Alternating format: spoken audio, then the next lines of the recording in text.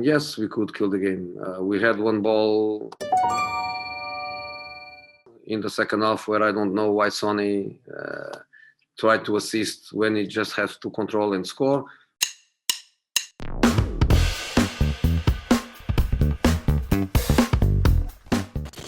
안녕하세요, 볼리TV 성혁입니다. 언제나처럼 구독 부탁드릴게요. 토트넘 분위기가 난장판입니다. 뉴캐슬 원정에서 승리를 목전에 두고 또다시 승점 2점을 날려버린 토트넘. 경기 내용도 내용이지만 어쨌든 결과가 그 무엇보다 중요한 시기, 너무 답답한 결말이 되고 말았습니다. 뉴캐슬이 약체긴 합니다만 경기 질 수 있습니다. 축구의 세계에서 100% 이길 수 있는 시합은 없잖아요. 특히 이런 프리미어리그 같은 최상위 리그라면 약팀들에게도 다 계획들이 있기 때문에 이런 결과 그렇게 무조건 비판받을 일만은 아니라고 생각합니다. 문제는 이번 뉴캐슬전 패배가 여러 가지 면에서 토트넘 안에 내재되어 있던 그런 문제들이 한꺼번에 터져나온 그런 어떤 결정적 계기가 된 그런 느낌이라는 거죠. 그리고 그 시발점은 바로 슬슬 무리뉴 감독입니다. 2월달에 제가 이 영상에서도 말씀을 드렸습니다만 토트넘이 경기력이 좀 나아질 기미를 보이지 않고 있고 성적까지 좀 좋지 않으면서 무리뉴 감독이 슬슬 모우린호화가 되는 그런 느낌, 스멀스멀 올라오지 않았습니까? 그런데 이제 아주 완전히 거의 빙의가 된 게 아니냐 이런 얘기까지 나올 정도로 상당히 좀 무리뉴 감독의 못난 모습이 많이 삐져나오고 있어요. 멋지고 냉철한 무리뉴 감독은 사라지고 남 탓하고 짜증내기 좋아하는 그 모우린호의 모습이 짙어지고 있는 그런 상황입니다.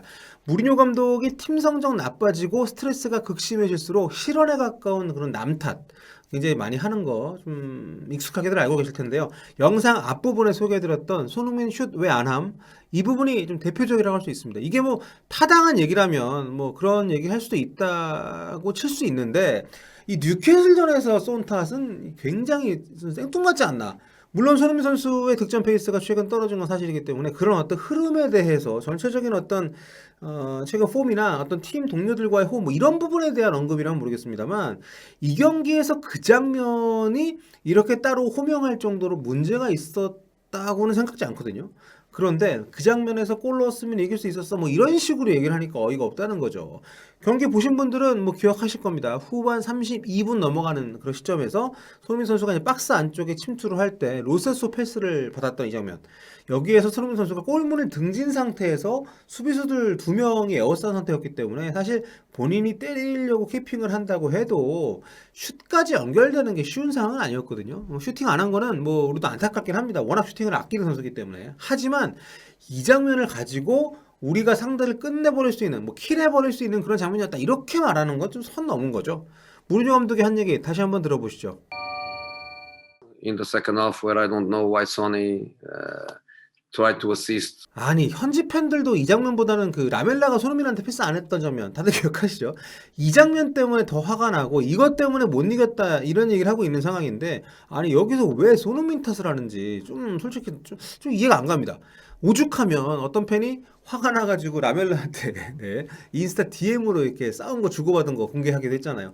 국내만이 아니라 현지에서도 이렇게 라멜라가 패스 안 한 게 좀 큰 이슈인데 무리뉴 감독은 케인 골대 맞은 슈팅 그리고 손흥민이 슈팅 안 하고 어시스트 하려고 했다 이런 거를 공개 푸념을 하고 있으니까 한마디로 우리가 알던 좋았을 때 무리뉴 감독 지금 점점 막 사라지고 있는 게 아닌가. 명민하던 감독 무리뉴는 어디론가 사라지고 신경질적인 남탓 대장 모우린호가 되어가고 있는 지킬앤하이드에서 포악한 하이드가 고결한 지킬 박사의 영혼을 집어삼키는 어떤 그런 상황이 지금 되어가고 있는 게 아닌가. 앞서 손흥민 언급했던 그 인터뷰에서 이런 얘기도 합니다. 모우린호 감독이 우리 미드필더들은 왜 풀백, 센터백 거쳐서 다시 요리스한테 공이 돌아오게 만드는지 모르겠다. 그거는 우리 스스로 불안정한 상황을 자초하는 거다. 그러면서 실수가 너무 많았다고 선수들의 잘못을 또 언급을 하는데 사실 토트넘 선수들의 기량 이 수준 저는 프리미어리그에서 중상위권 이상이라고 보거든요. 그런데 이 선수들이 무리뉴 감독조차 이렇게 한탄할 정도로 자신감 없는 플레이 뭔가 도전적인 상황을 만드는 것보다는 백패스, 횡패스를 남발하는 상황 저는 이게 감독 본인이 이걸 왜 그런지 본인이 연구를 하고 선수들이 길을 살려줘야지 이걸 공개적으로 또 실수했어 왜 우리 백패스만 하는 거 이런 얘기 하는 거는 저는 굉장히 좀 실망스러운 그런 모습이 아닌가. 게다가 이런 말까지 합니다. 뉴캐슬전 직후 이 기자회견에서 BBC 기자가 이런 질문하면서 이런 얘기를 해요. 과거에 당신은 리드를 잘 지키는 감독이었습니다. 그러니까 무리뉴 감독이 여기에 이렇게 답을 합니다. Same coach, different player. 와, 이거 소름 돋지 않습니까? 나는 똑같아. 나는 여전히 명장이야. 근데 토트넘 선수들이 내가 첼시, 레알 마드리드, 뭐 인터밀란 이런 팀들 맡았을 때하고는 급이 달라. 뭐 이런 얘기잖아요. 야, 어떻게 근데 이거는 지금 현지에서도 엄청난 파문이 일었고, 야, 선수도 내가 만약에 무리뉴 감독 소속 선수라면 저런 얘기를 듣고 기분이 좋을 일은 없지 않을까요? 예. 한편으론 이게 무리뉴 감독의 본의 아닌 어떤 자기 고백처럼 들리기도 합니다. 시간이 흘렀고 축구가 많이 달라졌죠. 선수들도 그 사이에 많이 발전들을 다 했습니다. 모든 선수들이. 그런데 무리뉴 감독은 달라진 것 없이 과거의 영광에 갇혀 있다.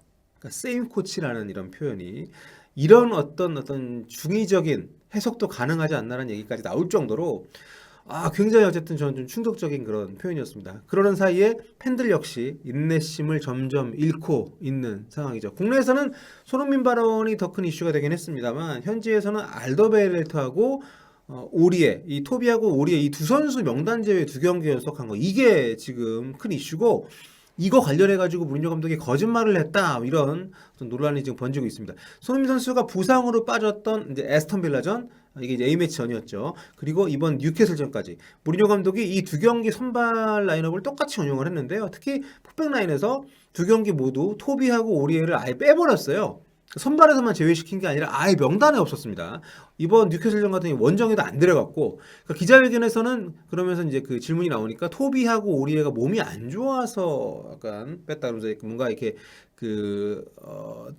벌 주는 그런 그 뭔가 좀 규율을 좀 다스리기 위한 명단지는 아니다 이런 언급을 했단 말이에요. 근데 이 두 선수가 사실 A매치 이전에도 몸이 안 좋다고 했었거든요. 공식적으로 토트넘에서 나온 얘기는. 근데 그 A매치에 국가대표팀을 두 선수가 갔고요.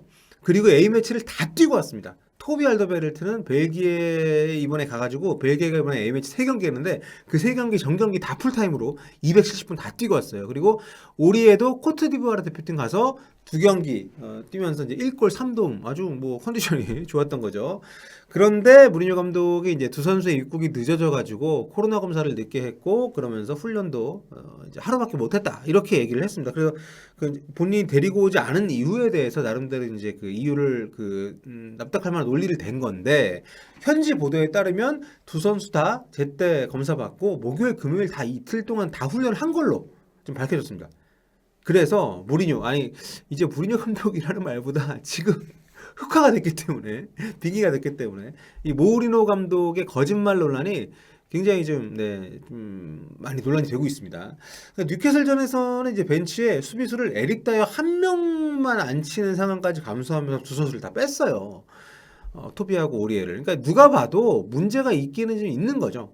여기에 토비와 무리뉴가 완전히 서로 등을 돌렸다 뭐 이런 얘기까지 나오고 있고 무리뉴 감독이 라커로 민심을 잃었다는 그런 보도까지도 나오고 있는 상황이어서 팀 분위기가 정말 뭐 어지러워진 상황입니다. 라커룸에서 뭐 감독하고 선수가 따로 어떤 얘기들을 나누고 있는지 모르겠습니다만 우리가 공개적으로 확인한 얘기들만 봐도 분위기가 좋기는 힘들겠다는 생각이 안 들 수 없습니다. 사정이 이렇다 보니까 무리뉴 감독 경질설이 이제는 전보다 확실하게 힘을 얻고 있습니다. 토트넘이 후임 감독으로 라이프치히의 나겔스만을 점찍었다 뭐 이런 외신 보도들도 많이 나오고 있고요.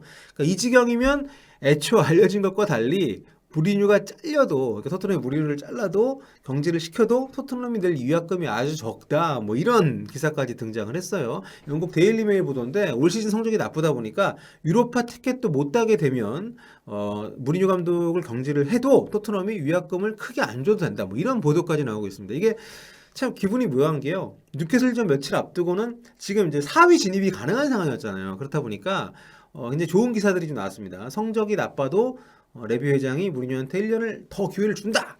근데 지금 무리뉴 감독이 모린호화 되고 있는 지금 글쎄요. 이거 좀 이전 팀들에서도 결국 이런 분위기 계속 이어지다가 뭐 주요 선수들하고 척지고 뭐 어쩌고 하면서 이제 그 경질이 됐기 때문에 그런 태클을 타는 거 좀 마냥 이거 부인하기만은 어려운 상황이 이미 된 게 아닌가. 무엇보다 아니 거기서 손흥민 건드리는 건 실수죠. 어떻게 뉴캐슬전 끝나고 그 타이밍에 손흥민이 슈팅 안 하고 패스해가지고 우리가 경기를 뭐 잡을 수 있는 경기 놓쳤다 뭐 이런 뉘앙스 얘기를. 네. 뭐 축구에서는 결국 승리가 모든 갈등을 없애주고 또 분위기를 바꿔주는 거 아니겠습니까? 또 승리를 하면 또 감독 어깨가 올라가고 뭐 또 분위기 또 좋게 들어가니까요. 지금 이렇다 하더라도 이번 주말 이제 맨유전인데 맨유전도 잡게 되면 분위기도 달라지겠죠. 참 맨유전 라인업이 여러 가지로 참 기대가 됩니다. 코비하고 오리에가 나올지도 기대가 되고요. 여러모로 어수선한 토트넘 상황입니다. 간단히 정리를 해봤는데 앞으로 더 어떤 얘기들이 나오게 될지 나오는 족족 또 소개를 해드리도록 하겠습니다. 지금까지 폴리TV였고요. 저는 서영이었습니다. 다음 시간에 뵙겠습니다. 꼴빠.